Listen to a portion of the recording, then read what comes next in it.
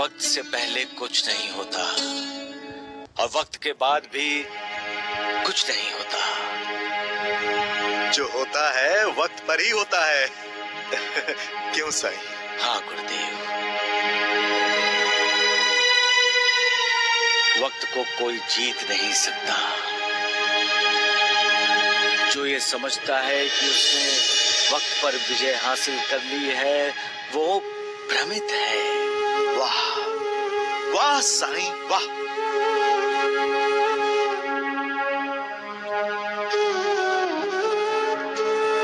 इंसान और अन्य प्राणियों का जन्म और मृत्यु वक्त पर ही होते हैं।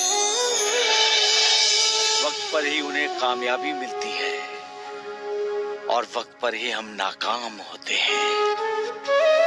अपनी नाकामी को जो कामयाबी समझते हैं वो भ्रमित हैं। लेकिन वक्त का ये रहस्य भी जो कोई जानता है, वो ये भी जानता है कि संतति, संपत्ति और संकट भी वक्त पर ही आते हैं।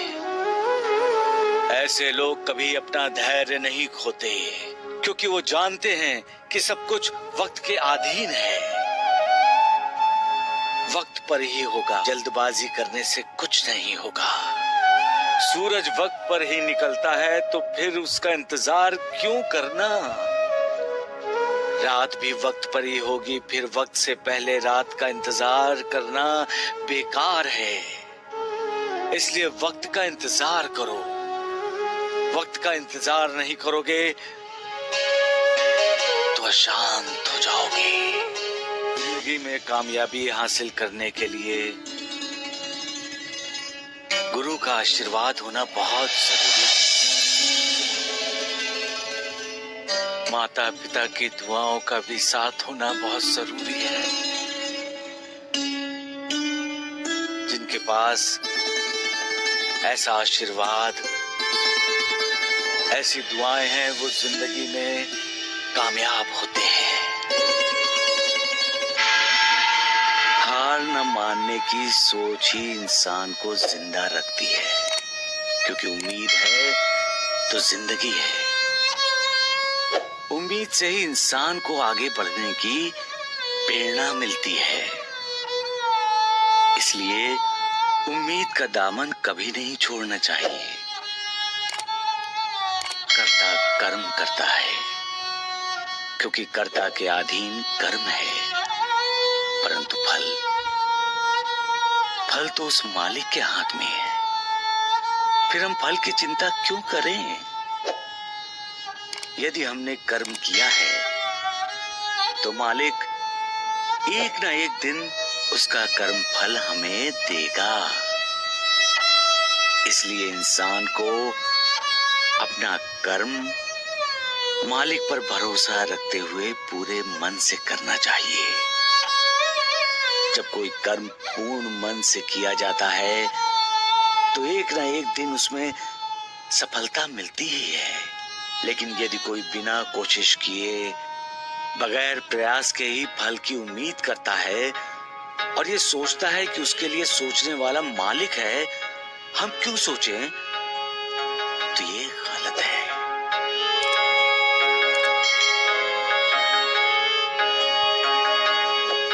क्योंकि ऐसी सोच ही इंसान को मालिक से दूर कर देती है।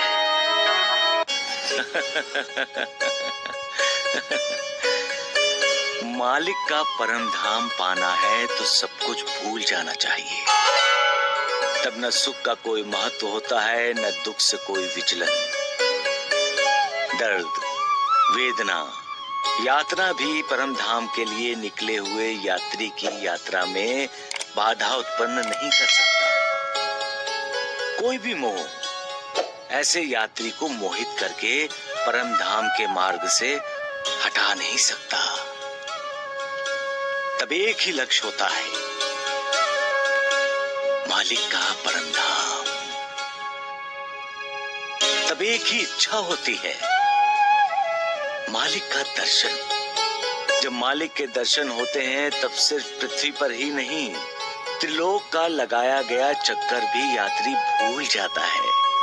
उस वक्त ना कोई कष्ट होता है, न दर्द, ना ही कोई वेदना होती है, क्योंकि तब मालिक की करुणामयी दृष्टि से यात्री का उद्धार होता है। तथास्तु। तथास्तु। प्रणाम बाबा। बाबा, जब भी कोई अच्छी बात करता है या अच्छा बोलता है तो देवता कहते हैं तथास्तु। इसलिए हमेशा अच्छा ही बोलना चाहिए, बुरा कभी नहीं, क्योंकि हम जो कुछ भी बोलते हैं उसके सच होने की संभावना होती है। और जब हम दूसरों के लिए भला सोचते हैं, दूसरों के लिए दुआ करते हैं, अच्छे की कामना करते हैं, तो उससे हमारा भी भला होता है। हमें सब्र का साथ कभी नहीं छोड़ना चाहिए। सब्र हमारा इम्तिहान लेता है, सब्र हमारी परीक्षा लेता है, सब्र हमारी हिम्मत है, सब्र हमारे मन की शक्ति है। जो सब्र नहीं करता वो गलतियां करता है, और जो गलतियां करता है वो जिंदगी में भटक जाता है। और जो सब्र करता है उसका अपने मन पर काबू होता है, और जिसका मन काबू में है वो मालिक की भक्ति एकाग्र होकर करता है। इसलिए बच्चों, सब्र करो, अपने मन पर काबू रखो और एकाग्र होकर पढ़ाई करो। फिर परीक्षा में तुम सभी अच्छी तरह से सफल होगे। तथास्तु। मालिक, तुम्हारा इंसान कुल्हाड़ी चलाना चाहता है। अपने ही सगे संबंधियों पर, रिश्तेदारों पर क्या समझता है वो अपने आप को? मालिक, तुम्ही ने तो उसे सब कुछ दिया है। तुम्हारी कृपा के कारण ही तो उसके पास वैभव है, ऐश्वर्य है, और अब तुम्हें बिना पूछे, तुम्हारी बिना इजाजत के वो अपनों को ही उसी वैभव से, ऐश्वर्य से बेदखल कर रहा है। कब वो अपना दिल बड़ा करना सीखेगा मालिक? कब वो अपने अहंकार का त्याग करेगा? कब समझेगा वो कि रिश्तों की जंग कभी नहीं लड़नी चाहिए? रिश्तों की जंग जब जब हुई है, हर कोई घायल हुआ है। यही तो इतिहास है। ऐसी जंग में शरीर घायल नहीं होता, मन घायल होता है। रिश्ते नहीं टूटते, रिश्तेदार टूट जाते हैं। फिर भी इंसान इतिहास से कोई सीख नहीं लेता। कहता है मैं चलाऊंगा कुल्हाड़ी, चलाओ। क्या तुम्हारे इस इंसान की सोच बदलेगी मालिक? बंटवारे से कड़वाहट बढ़ती है, प्यार नहीं। ये कौन समझाएगा इंसान को? प्यार मिल जाए तो 4 दिन की जिंदगी 40 दिन की हो जाती है। ये कौन बताएगा तुम्हारे इस इंसान को? तुम्ही को बताना होगा मालिक। ये सारे तुम्हारे संतान जो हैं, पैसा, जमीन, शोहरत, इसके लिए इस दुनिया में अकेला आया हुआ तुम्हारा ये इंसान जिंदगी भर लड़ता रहता है, और आखिर में सब कुछ छोड़कर, केवल अपने कर्मों को लेकर ये संसार छोड़कर चला जाता है। तुम्हारा ये दस्तूर है, और तुम्हारे इंसान को मालूम भी है। फिर भी वो इतना स्वार्थी क्यों? रहम करो मालिक, रहम कर, करम कर मालिक, करम कर।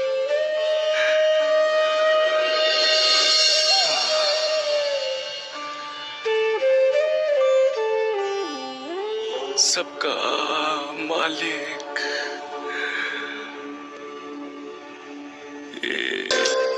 इंसान जब विकारों के अधीन होता है तो पग पग पर उसका ईमान डोल जाता है। मोह से ग्रस्त होने पर इंसान हमेशा बेईमान हो जाता है। काम, सत्ता, संपत्ति के लालच में पड़ा इंसान कभी ईमानदार नहीं होता।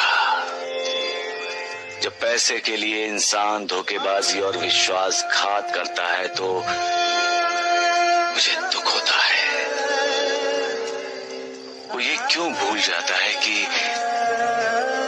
सत्ता, संपत्ति, स्त्री सब क्षण मात्र हैं, आज हैं, कल नहीं। उसे ईश्वर का कृपा पात्र बनना चाहिए, जो नहीं बनता। बड़े दुर्भाग्य की बात है कि वो पैसे को कभी नहीं भूलता, मालिक को भूल जाता है।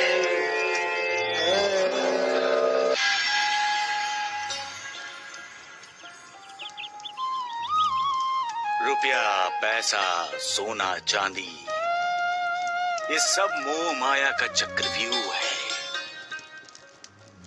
जो इस चक्रव्यूह में चला जाता है फिर वो बाहर नहीं आता। उस चक्रव्यूह का भेदन मालिक की कृपा ही कर सकती है। जिस पर मालिक की कृपा नहीं होती वो चक्रव्यूह में ही अटका पड़ा रहता है और मोक्ष, मुक्ति के मार्ग से दूर चला जाता है। रुपया, पैसा, सोना, चांदी ये एक भूल भुलैया है जिसमें सुख को ढूंढते ढूंढते इंसान अपने आप को खो बैठता है और अपने आप को ढूंढने के लिए जिंदगी के अंत तक उस भूल भुलैया में भटकता फिरता है। पैसों के पीछे भागने वाला इंसान कभी संतुष्ट नहीं होता। उसके पास 100 रुपए होंगे तो उसे 200 रुपए चाहिए। 200 रुपए होंगे तो सोचेगा 1000 क्यों नहीं है, और 2000 होंगे तो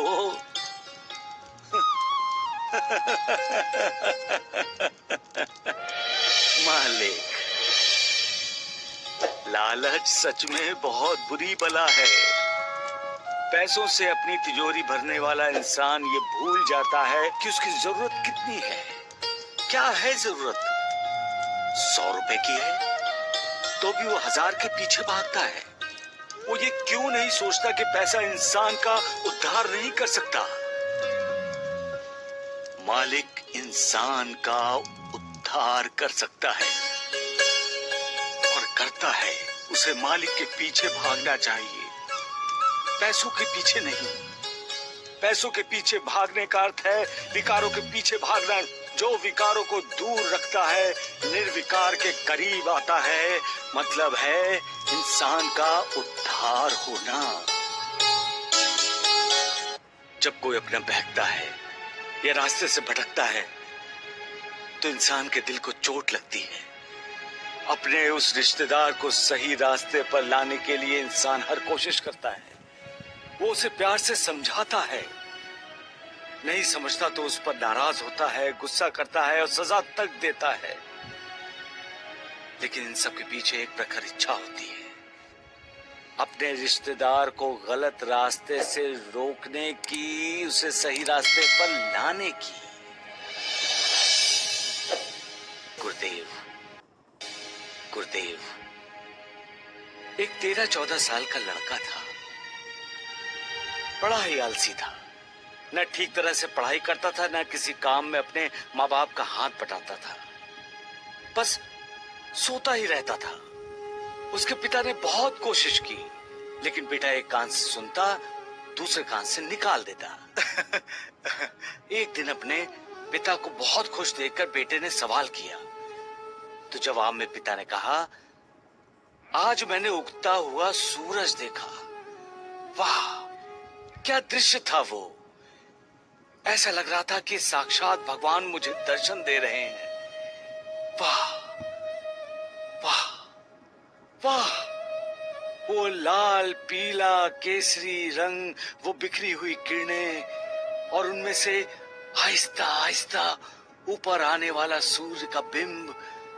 अरे क्या बताऊं बेटे, ना ना ना ना, मैं शब्दों में वर्णन कर ही नहीं सकता।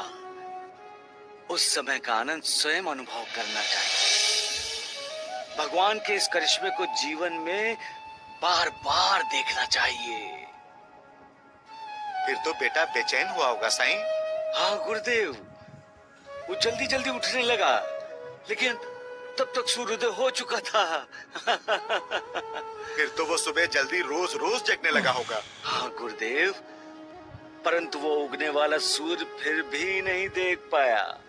और फिर एक दिन वो सूर्योदय से पहले जगा होगा। हाँ गुरुदेव, तब तक तो उसे जल्दी उठने की आदत ही पड़ गई थी। एक दिन उसने सूर्य को उगते हुए देख लिया। मालिक के उस करिश्मे ने उसे मंत्र मुक्त कर दिया और बार बार वही अनुभव लेने के लिए वो जल्दी उठने लगा। और फिर उठने के बाद क्या करूं, इस विचार से पढ़ाई भी करने लगा, घर के बागीचे में पानी देने लगा, गायों को चराने के लिए बाहर ले जाने लगा, अपने पिता की मदद करने लगा। उसकी जिंदगी ही बदल गई थी गुरुदेव। अब वो सही रास्ते पर आ गया था। हाँ तो साईं, तुम इसका श्रेय किसे देते हो, सूर्य को या पिता को? पिता को। पिता जो उसका मार्गदर्शक बना था, गुरु बना था। इसलिए इंसान को हमेशा गुरु को ज्यादा महत्व देना चाहिए गुरुदेव। इसलिए गुरु के सामने हर किसी का सिर हमेशा झुका ही रहे और झुकना भी चाहिए। क्रोध विवेक का हरण करता है। जब क्रोध आता है, गुस्सा आता है, तो बुद्धि कुंठित हो जाती है। तब समझ में नहीं आता कि सही क्या है, गलत क्या है, ज्ञान क्या है, अज्ञान क्या है। इंसान वही करता है जो क्रोध के वक्त आया हुआ आवेग उससे करवाता है। आवेग में उठाया गया कदम सजा नहीं, दंड नहीं, एक अपराध है। तो फिर सजा क्या है साईं? गुरुदेव, सजा या दंड न्याय की कुर्सी पर बैठकर लिया गया फैसला है, जिसे मालिक स्वयं करता है। उसकी प्रेरणा से ज्ञानी विद्वान समाज के कर्ता धर्ता पंच करते हैं। उनका न्याय दूध का दूध और पानी का पानी होता है। न्याय न अपना देखता है, न पराया देखता है। वो यदि कुछ देखता है तो सिर्फ इंसाफ। इंसाफ के तराजू पर सच और झूठ को तौलता है, उसे परखता है। परखने के बाद जो आवाज निकलती है वो परमेश्वर की आवाज होती है, उस मालिक की आवाज होती है, जिसे हम फैसला कहते हैं, जिसे हम सजा कहते हैं। सजा या दंड पीड़ा या प्रताड़ना नहीं है, वो आदेश है उस मालिक का जो सही और सच्चे मार्ग पर चलने के लिए कहता है। क्योंकि यही मार्ग उस मालिक का मार्ग है जो जीवन को उन्नति के मार्ग पर ले जाता है।